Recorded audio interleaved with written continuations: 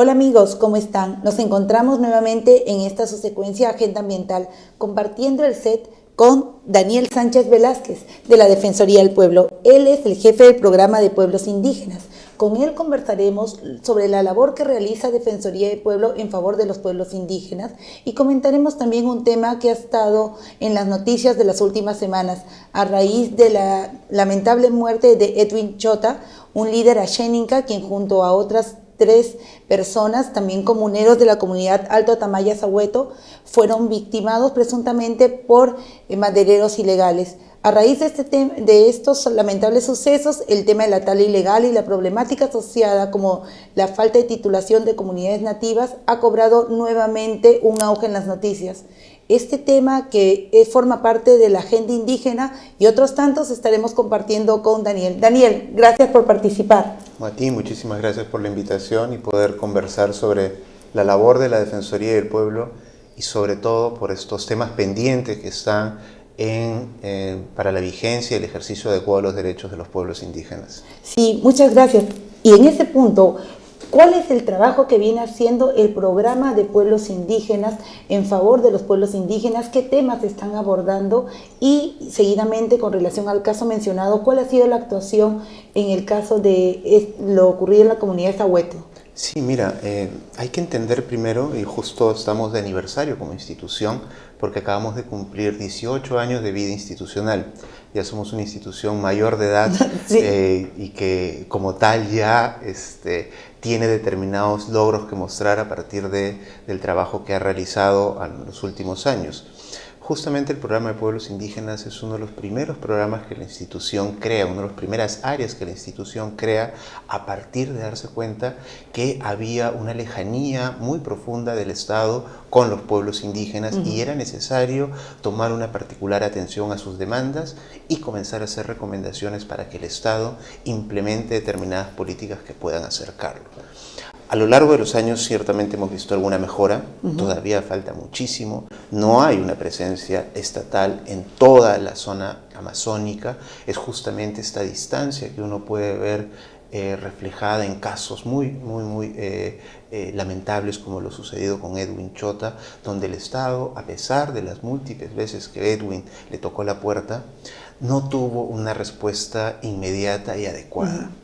En ese escenario la labor justamente de la Defensoría del Pueblo se hace mucho más necesaria, porque es un articulador de los pedidos que pueden surgir de la propia población y un mediador con el Estado para que estos sean atendidos. Nosotros en el programa de pueblos indígenas venimos trabajando justamente el impulso de los principales derechos colectivos de los pueblos indígenas, ¿no? Ahí tenemos toda una labor de supervisión para el cumplimiento del derecho a la consulta. Hay que recordar que la Defensoría del Pueblo fue la institución que planteó ante el Congreso de la República el proyecto de ley para que este derecho sea implementado y ejercido en el Perú. Después de eso hemos estado participando en los procesos de consulta para hacer recomendaciones a los entes promotores encargados de ellas. En el Perú, de acuerdo con las cifras oficiales del Ministerio de Cultura, hay 16 procesos de consulta en marcha en temas de hidrocarburos, en temas de políticas nacionales, en temas de áreas de conservación regional. Y ahí la institución está presente para justamente, a partir de lo que observa, de lo que monitorea, poder hacer recomendaciones que permitan que el diálogo tantas veces señalado entre el Estado y los pueblos indígenas sea fructífero. En este espacio la Defensoría del Pueblo no solo ha ido ganando terreno, sino empoderándose y haciendo esa articulación hacia las políticas públicas, que es un trabajo que se reconoce, además de muchas alertas y temas muy bien tratados en informes defensoriales y acciones. Sin embargo, todavía, ¿qué le falta a la Defensoría para poder ayudar en ese rol garantista de derechos y poder facilitar una actuación rápida? Porque una preocupación, además de las limitaciones presupuestales que sufre Defensoría como otros organismos del Estado, ha sido cómo podemos atender de una manera más rápida problemáticas que son alertadas por quienes están en la zona, como Edwin Chota. ¿Y qué faltó y qué debería hacerse para que sucesos como estos no ocurran? Lo de Edwin ha sido casi después de tantas alertas, incluso donde Defensoría del Pueblo ha jugado también un rol relevando estos temas. ¿Qué faltó y qué se puede hacer? Ahí lo que uno tiene que entender es que el Estado muchas veces es indiferente a las demandas de la población más vulnerable de nuestro país. Ahí creo que justamente un rol institucional es comenzar a alzar la voz más fuerte para que estas situaciones no se repitan. Hemos, a lo largo, digamos, de nuestra historia como institución, escuchado siempre a los líderes indígenas que hay múltiples problemas alrededor de su seguridad, ¿no? Ellos, como tú sabes, han venido siempre luchando para que los bosques se mantengan sostenibles, para que no haya mafias que puedan ingresar en sus territorios, y han luchado ciertamente para poder brindarle beneficios y seguridades a sus comunidades.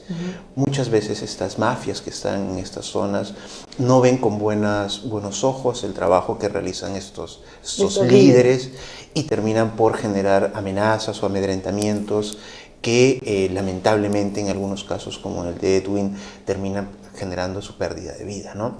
Ahí lo que tiene que hacer el Estado inmediatamente es no sumar un nuevo problema a la vida de esta población.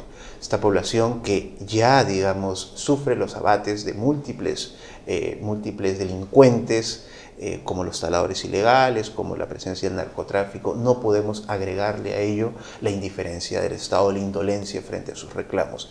Necesitamos revertir como Estado en general toda la situación de atención que le brindamos a la población indígena y no entendernos como una suerte de ciudadanos que se encuentran alejados de los centros de decisión y por lo tanto no forman parte de nuestro país.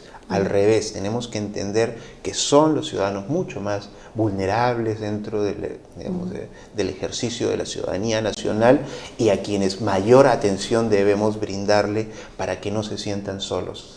Edwin Chota, para poder llegar hasta Lima, tuvo que pasar casi 6 días para poder presentar algún tipo de reclamo a las instancias nacionales. Para poder ir a un centro de salud, los comuneros de Alto Tamaya tienen que caminar casi 4 días para llegar a un puesto de salud. No hay en la zona hasta el día de hoy un centro o un control policial, ni siquiera un puesto de defensa, digamos, nacional fronterizo. Y sí, estando en una zona de frontera, es muy lamentable que todavía las políticas de Estado no tengan acciones mucho más concretas de incluir a las poblaciones indígenas y asegurar sus derechos, pero es una tarea pendiente y en la cual nosotros reconocemos que Defensoría está poniendo los puntos sobre las sillas para impulsar. Sobre este y otros temas seguiremos conversando tras la pausa. Amigos, nos vamos a una breve pausa y regresamos en Agenda Ambiental.